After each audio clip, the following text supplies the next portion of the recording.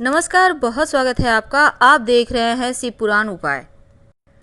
अगर आप हमसे अभी अभी जुड़े हैं तो प्लीज़ चैनल को सब्सक्राइब कर लें और पसंद आए तो वीडियो को लाइक करें। कमेंट में हर हर महादेव जरूर लिखें। कार्तिक मास के शुक्ल पक्ष की एकादशी को देवोत्थान या देव उठनी एकादशी कहते हैं। इस दिन भगवान श्री हरि विष्णु 4 माह की योग निद्रा के बाद जागते हैं और जिसके बाद से तमाम मांगलिक कार्य शुरू हो जाएंगे। देवोत्थान एकादशी के दिन कुछ विशेष प्रयोग करने से धन दौलत बढ़ता है, खुशियां आती है और जीवन में शुभ मंगल कार्य होने लगते हैं।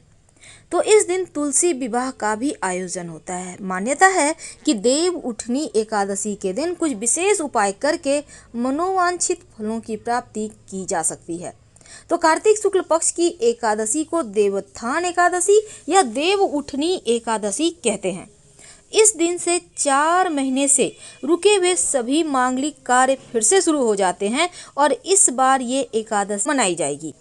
मान्यता है कि इस एकादशी पर भगवान विष्णु अपनी 4 महीने की जो योग निद्रा है उससे जागते हैं और इस दिन तुलसी विवाह का आयोजन भी होता है, क्योंकि देव उठनी एकादशी के दिन जब श्री हरि जगेंगे तो सभी इच्छाओं की पूर्ति करेंगे। अगर आप भगवान विष्णु को केसर मिले हुए दूध से अभिषेक करें तो सभी मनोकामनाएं पूर्ण होती है, धन बढ़ता है। और एकादशी के दिन भगवान विष्णु को अगर सफ़ेद मिठाई या खीर का भोग लगाएं, उसमें तुलसी के पत्ते डालकर, तो आपकी पूजा संपूर्ण होती है। अगर इस दिन आपको संतान नहीं है, आप चाहते हैं संतान की प्राप्ति करना, तो आप भगवान श्री हरि की आराधना कर उनको दूध में केसर डालकर उनकी अभिषेक करें और फिर जितना ज़्यादा हो संतान गोपाल मंत्र का जप करें तो संतान की प्राप्ति अतिशीघ्र होती है। भगवान को नारियल और बादाम विशेष तौर पर प्रिय है, इसीलिए अगर आप भगवान को एक पानी वाला नारियल और थोड़े से बादाम अर्पित कर दें तो आपकी जो भी मनोकामना है वो पूर्ण हो जाती है, आपके अधूरे कार्य पूरे हो जाते हैं। अगर आप चाहते हैं कि उनकी विशेष कृपा मिलती रहे तो वैसे आपको तो पता है किसी भी एकादशी के दिन चावल नहीं खाना चाहिए, क्योंकि इसे व्रत में वर्जित माना जाता है।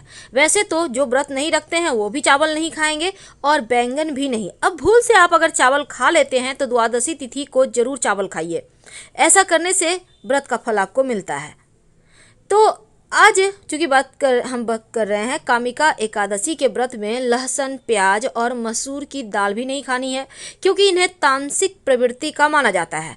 और अगर आप व्रत रखते हैं तो पहले सुबह सुबह उठकर स्नान वगैरह कर लें, स्वच्छ वस्त्र धारण करें और सारा दिन ओम नमो भगवते वासुदेवाय यानी कि भगवान श्री हरि विष्णु का स्मरण करते रहें।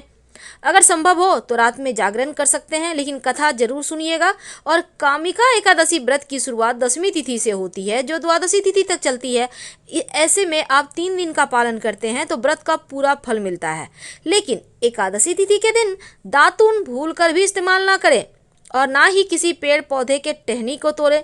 अब चूंकि एकादशी तिथि है तो तुलसी के पत्ते भी मत तोड़िए, एक दिन पहले से तोड़ कर रख लें और इस दिन तुलसी भी नहीं खाना चाहिए। भगवान श्री हरि का मंत्र जितना ज़्यादा हो उतना ज़्यादा जप करें, भाग्य को बल मिलेगा। और भगवान श्री हरि जो एकादशी तिथि के दिन पान, सुपारी, लौंग, नारियल, पीले रंग की मिठाई उनको जरूर अर्पित करें।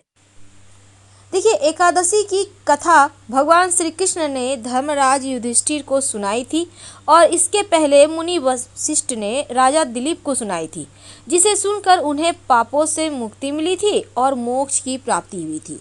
लेकिन इस दिन पूजा पाठ कैसे करेंगे, इसके पहले जानिए कि सुबह सुबह उठकर पूरे घर की सफाई करके घर के मुख्य दरवाजे पर आम के पत्तों का या अशोक के पत्तों का बंधनवार, जिसको हम तोरण कहते हैं, लगाइए। इसके बाद आप भगवान श्री हरि की पूजा करने के निमित्त पूजा स्थान की साफ सफाई करें, लेकिन उसके पहले भगवान सूर्य को 1 लोटा जल में 1 चुटकी हल्दी डालकर अर्पित कर दें और फिर भगवान श्री हरि की पूजा आप कीजिएगा। क्योंकि एकादशी तिथि के दिन बहुत ही खास शुभ संयोग में योग बनकर आया है, तो ऐसे में इस दिन सर्वार्थ सिद्धि योग भी है और इस व्रत में सर्वार्थ सिद्धि योग का होना बहुत ही दुर्लभ फल देता है। तो इस एकादशी से जीवन की समस्त परेशानियों से आप बाहर आ सकते हैं। एकादशी तिथि पर पीपल के पेड़ में जल अर्पित करने से, इस दिन चूंकि पीपल के पेड़ पर भगवान श्री हरि विष्णु माँ लक्ष्मी का निवास होता है, तो आप एक लोटा जल में थोड़ी सी मीठी वस्तु डाल कर जाइए और पीपल के वृक्ष में अर्पित कर दें। इससे भगवान श्री हरि और माँ लक्ष्मी दोनों ही प्रसन्न होंगे और जीवन की समस्त परेशानियों को दूर करेंगे। लेकिन अगर आपकी कुंडली में पितृदोष हो, अब पितृदोष आपको पता नहीं है, लेकिन लक्षण से जान सकते हैं, जैसे कि घर में बरकत नहीं होना, अच्छा नहीं लगना, सूनापन लगना, संतान की प्राप्ति नहीं होना, वंश वृद्धि नहीं होना, या फिर नौकरी रोजगार में परेशानियां, ये सभी लक्षण हैं पितृदोष के। अगर ऐसा कुछ हो तो पीपल के वृक्ष में एक लोटा जल में एक चुटकी काला तिल डालकर, अगर आप चाहें तो इसमें थोड़ा सा दूध यानी 2-4 बूंद दूध और थोड़ी सी मिश्री डालकर भी अर्पित कर सकते हैं। इससे पितृदेव प्रसन्न होते हैं और जीवन की समस्त परेशानियों से आपको बाहर निकाल लेते हैं। तो इस तरह से इस एकादशी तिथि के दिन शुभ संयोग में आप भगवान विष्णु माँ लक्ष्मी के साथ पितृदेवों को भी प्रसन्न कर पाएंगे।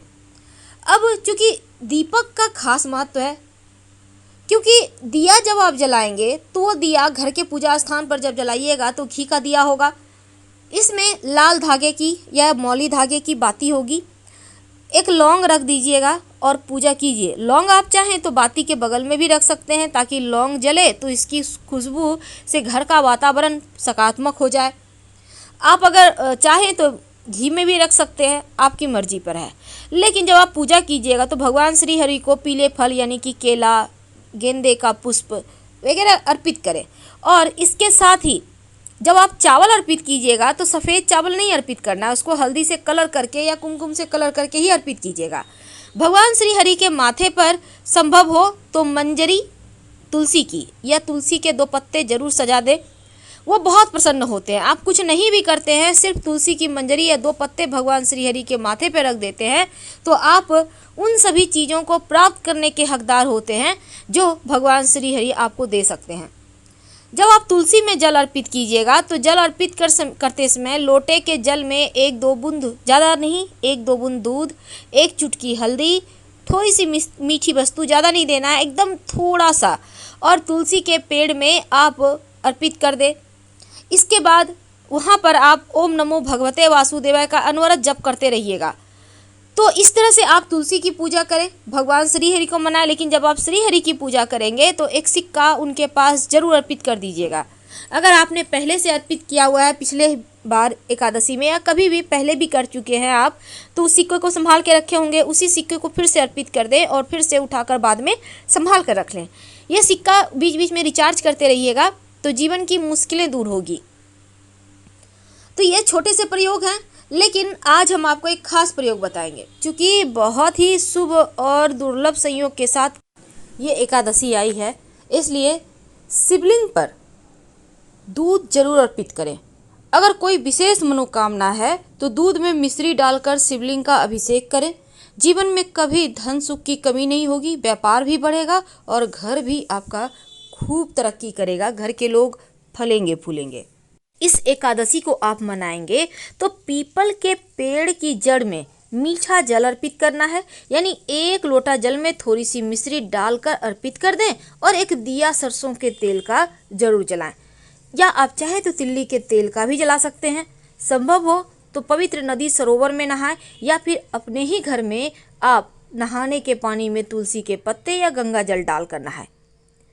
अब भगवान श्री हरि के साथ माँ लक्ष्मी की पूजा होगी, हर आर्थिक समस्याओं से मुक्ति मिलेगी। इस दिन धनिया का विशेष प्रयोग किया जाता है। धनिया जो धन की देवी माँ लक्ष्मी को अति प्रिय है। थोड़ा सा धनिया अपने घर के पूजा स्थान पर पूरब दिशा में मिट्टी के पात्र में रख दें तो आपके जीवन में खुशियाँ आएंगी, खुशियों को नज़र नहीं लगेगी। और अगर आपने पहले से यानी कि दीपावली के दिन ही करके रखा है तो फिर आपको चेंज करने की आवश्यकता नहीं है, उसी में 2-4 दाने और डाल दीजिएगा। अगर आपने दीपावली पर धनिए का पौधा बो लिया है तो अच्छी बात, नहीं तो इस एकादशी की रात एक मिट्टी के बर्तन में आप दिया ले लीजिएगा नया वाला, एक सिक्का, थोड़ा सा धनिया और उसमें पानी डालकर रख दें। अगले दिन यानी कि द्वादशी तिथि पर अब इस सिक्के को उठाकर आप संभाल कर अपने पास पर्स में रख लें और जो धनिया है उसको अपने घर के गमले में आंगन में बो दें। जो पेड़ उगेगा प्रसाद के रूप में खाइएगा, बरकत होगी। ये पेड़ बताएगा कि आपके घर में कितना शुभ मंगल कार्य होंगे। अगर जीवन में धन की मुश्किल बहुत परेशान करे, तब बिल्वपत्र के पेड़ के नीचे 2 मुखा दीपक जला दीजिएगा। शाम में घी का दिया होगा, दीपक में एक चावल का दाना होगा। अब मान लेते हैं आपके घर के ही सामने में बेल का वृक्ष है, तो ऐसे में आप वहाँ भी जला सकते हैं और वहाँ पर प्रार्थना जरूर कीजिएगा। जैसे कि आपको धन चाहिए, आप बहुत परेशान हैं, आपका स्वास्थ्य की समस्या है, जो भी है आपके घर परिवार में तकलीफ, बोलिए, जरूर बोलिए, क्योंकि बोलने से ही दुख कम होता है। तो वहाँ पर बोलिए, ये दिया जला दें और कुछ दिनों तक लगातार प्रयोग करें। जीवन की तमाम मुश्किलों से आसानी से बाहर आ जाएंगे और कोई भी ऐसा संकट नहीं होगा कि आपको छू पाएगा, परेशान कर पाएगा। तो आज हमने आपके साथ बहुत सारी बातें शेयर की। जानकारी अच्छी लगी तो लाइक कर सब्सक्राइब करें, अपनों से शेयर करें और कमेंट में हर हर महादेव जरूर लिखें। धन्यवाद, फिर मिलेंगे।